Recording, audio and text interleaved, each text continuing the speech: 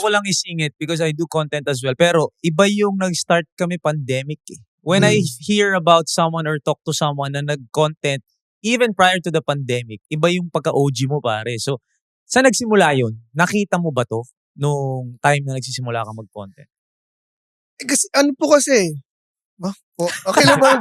Dito kasi, dito Ay, magkakasing edad lang tayo, Kasing edad lang tayo, ha? relax ka lang. Magkakaedad lang ba? Aray. Hindi, ano kasi, before, gusto ko talaga mag-artista. Yes. Yun talaga yung goal ko ever since I was a kid. So, nag-try ako mag-theater, nag-try ako mag-artista. Kinuha ko ng isang, pwede ba magbanggit? Go naman, pwede. Kinuha ako ng Regal for 2 years. And yun, kaso amidst all, try ako mag-commercials and everything.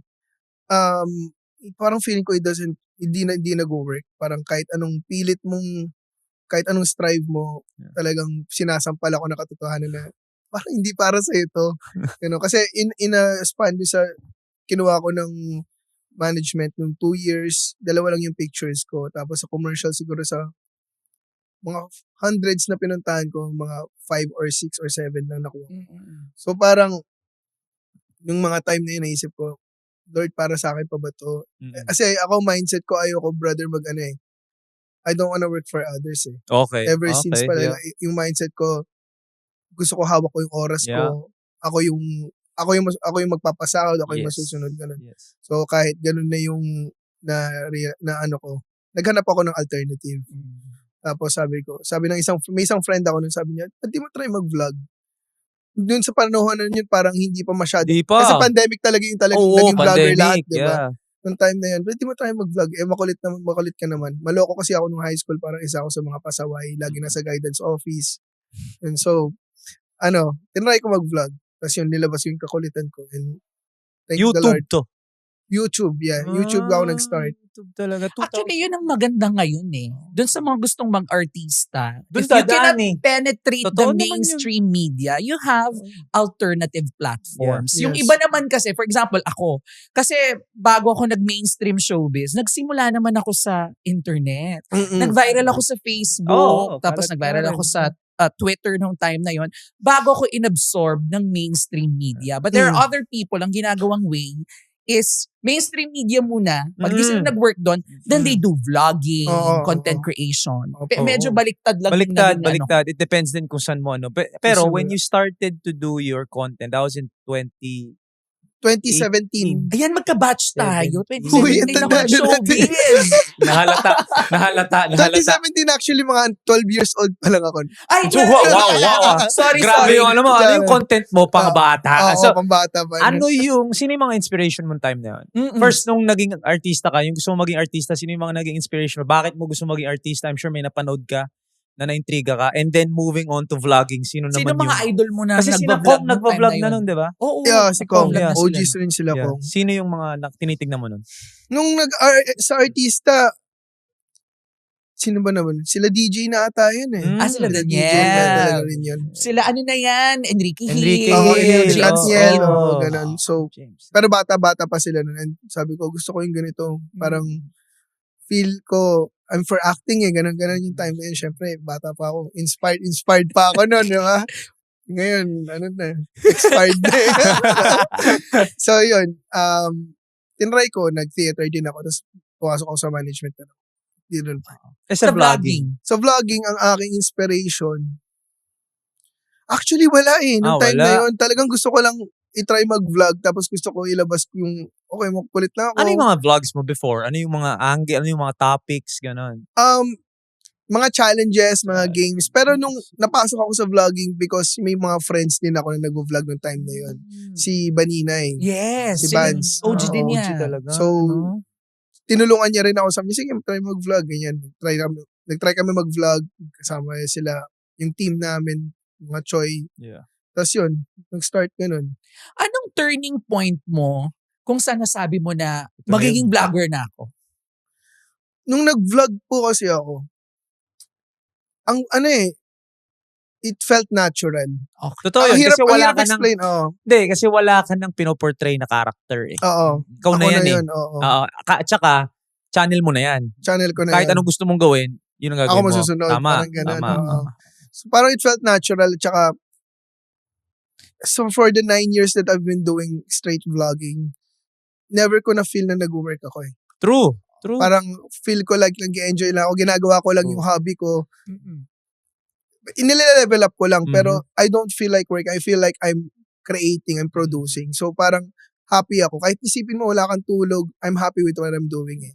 So unlike nung, actually honestly nag-work ako sa family business ko before ako mag-start mag-vlog or mag-artista. Like travel agency siya.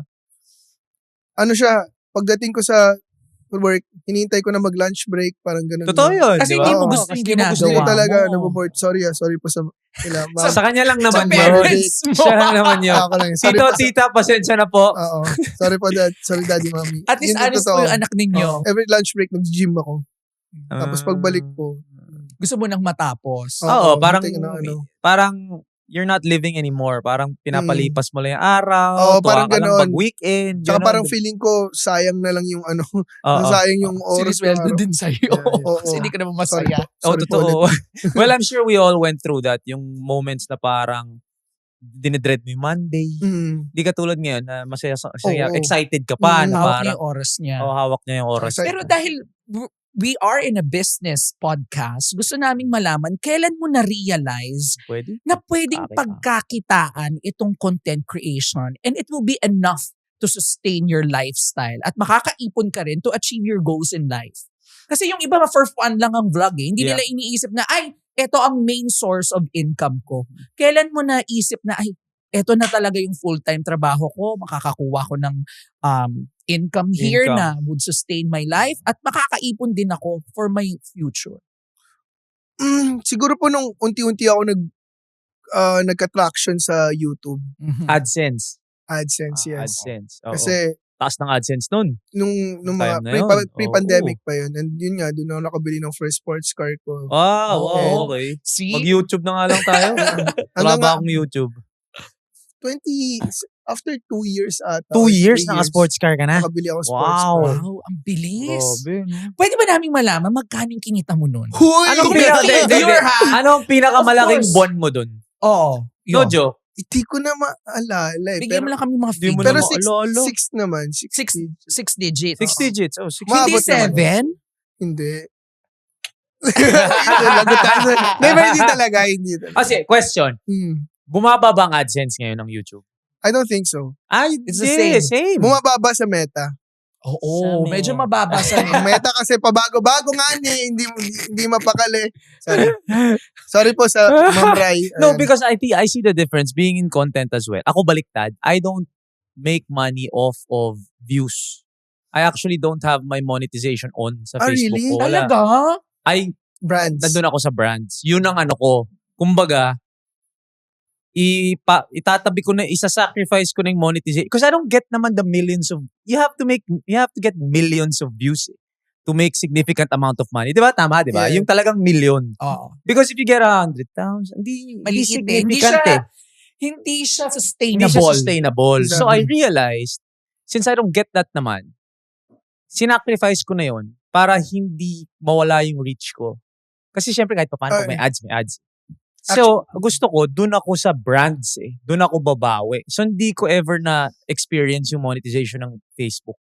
Actually, I can relate kay Tito Mikey. Ngayon kasi before, Meta has been, ang lakas ng kita na, Oh, totoo. I mean, kumikita yung long form na vlogs before. yes. That's why me and my mom, nag-prank course kami, nag-daily vlogs kami ng long form. Pero, as time passes by, and nakakausap ko na yung ibang content creators, bakit ganun? Parang, let's say, from level 7 na kita mo, pupunta sa level 0.5. Yeah. Ganun kalaki Layo. yung binaksak. Okay. As in, ang weird. Gradual siya. Una ako, tapos biglang yung mga ibang friends ko na content creators. Tapos ngayon lahat na, naging universal na ganun. Tapos as time passes by, sinaaral ko yung mga ganyan-ganyan.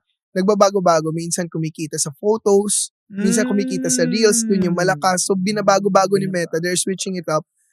Tapos ngayon, talagang ang baba na lahat. Okay. Parang feel ko ngayon bumabalik ulit sa long form. Based dun sa mga YouTube. Kasi No, may this time is na short form eh. Oo, Meta's nagkaroon ng Facebook. parang 130 seconds? Parang gano'n? Oo, kaya 3 minutes? there was a point in time na parang naging reels lahat eh. Reels yung short kumikita. form, yeah. Like, I think that last year, na bawat yung reels malakas, basta malakas Yes. yung views, malakas yung Yeah. kita. Mas malakas pa siya sa long form. Yeah. Basta siniswitch-switch ni Meta, So ngayon bumalik sa long form.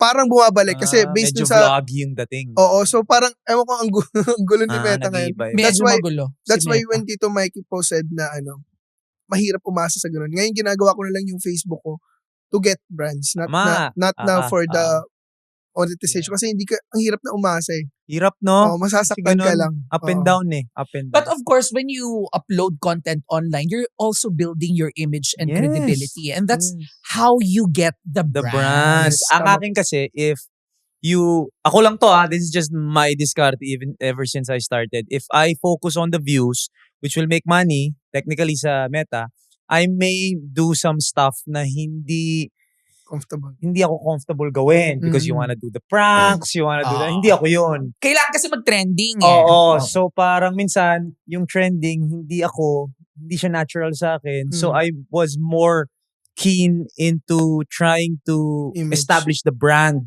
Yes. na ito ko. Sino ba si Tito Mikey? Oo, Bakit para naman siya may- kailangang paniwalaan? Oo, kasi syempre, when you gain the trust, makikita ng brands yun. So doon kasi magtitiwala sa'yo. So yun yung difference na nakikita ko na slowly siya nga na din nila as OGs. Ako aga, Thank you. I am from the mainstream showbiz, pero also I have visibility online. Marami kasi mga tao ang nalilito. May kaibahan ba ang content creator, Malayo. influencer, vlogger? May mga Malayo. kaibahan ba yan? Content creator, influencer, and vlogger. Kasi sa generation ngayon, parang pinapare-parehas nila. Pero Na pare-pareho nila. parang Which pet peeve ko yun. Not gonna lie. Pero para sa akin, may difference pa rin.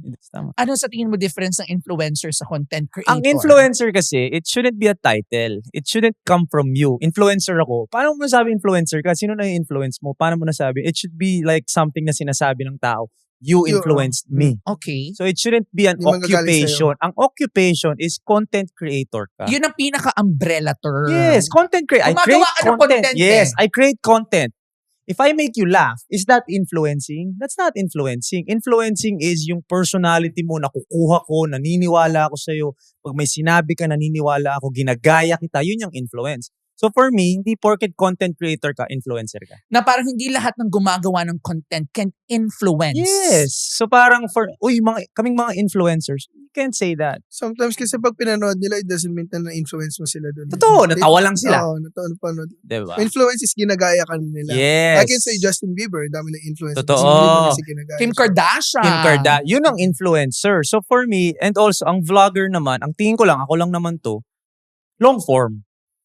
Long form. Or at least kahit papano, you take me into your life. Makes sense. Kumbaga, kasama ko sa buhay mo. Pero pag maskit ka, I don't see it as vlogging. Kasi ang vlogging sa atin, di ba, is what's up guys, dito, punta ako dito ngayon. Yun ang akin YouTube. lang naman. Yan. YouTube. YouTube. Vlogging. Totoo, YouTube. And for me, feeling ko the best and the pinakamahirap i-market talaga is YouTube. Kasi unlike Facebook and TikTok na ang bilis lang i-share mo lang, i-repost mo lang, lalabas sa lahat. But sa YouTube, no, you need to go to the channel specifically. Yes, that's right. And you need to have a specific niche market for people to continually watch your videos. Kaya pansinin niyo po, sa lahat, hindi lahat nagsusustain sa YouTube na. More on yung iba nagsiswitch na sa Facebook, TikTok. May natutunan ka bang bagong diskarte? Huwag kang matakot na sumubok. Para sa mga nanay na nag-aalinlangan, para sa mga kabataang takot mag-umpisa, at sa bawat manggagawang nagpapakapagod, para sa inyo to. Kung na-inspire ka, ipaalam mo sa amin. Mag-comment, mag-like, at i-share ang episode na to sa mga kailangan din ng push ngayon. Kita-kits sa Apple Podcasts, Spotify, at YouTube. Discarding Pinoy, powered by Converge. Sama-sama tayong lalaban sa mga aral ng buhay.